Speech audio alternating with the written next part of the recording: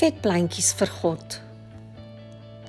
Hoe dikwels kyk ons in die spieël en sien al die ou lelik wat terugstaar. Ons kyk op foto's en dink, hier was ek te vet en daar was ek nog so mooi maar. Ons kritiseer onsself gedurig deur ons breine te voed met negativiteit. 'n Paar jaar later kyk jy na daardie selfde foto's en jy dink terug in verwyd. Eintlik was jy daar nog mooi jonk en gesond. Eintlik was jy daar nog pragtig, al was jy bietjie rond. Want voor jy jou oë uitvee is jy regtig oud, sieklik en vol pyne. Voor jy jou oë uitvee, drink jy 'n wa vrag medisyne. God wil hê dat ons soos vetpleintjies moet blom.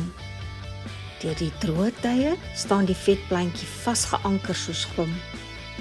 Sy blaartjies effe verrimpeld in droë maande en soms steer die plantjie uit asof dit wil omval en dooi.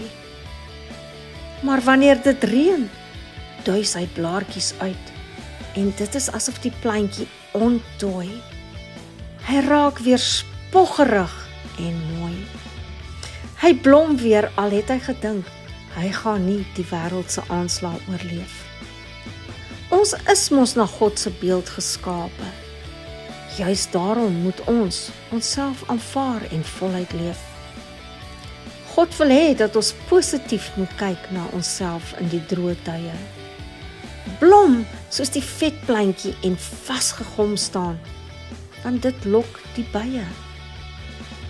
Dit lok ander mense wanneer ons glimlag en die sag van die Here in ons harte dra.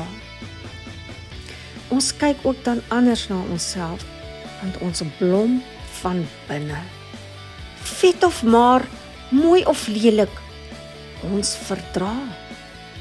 Ons is mos God se vetplant kindertjies. Ons kan 'n blaartjie afbreek, weer in die grond druk en dit kry worteltjies. Ons moet vasgewortel in God bly staan, vasgeanker staan. Blom soos 'n vetplantjie tussen die klippe, sodat jou blommegeur altyd ander mense se harte sal binnegaan. Gee jouself genoeg genade water. Wees nou lief vir jouself, nie later. Aanvaar jouself en jou uiterlike. Wat tel is die hart se diepste innerlike. Laat ons vetpleintjies van God uitgedui staan tussen die sand, klip en rots. Blom ook kind van God en voel trots.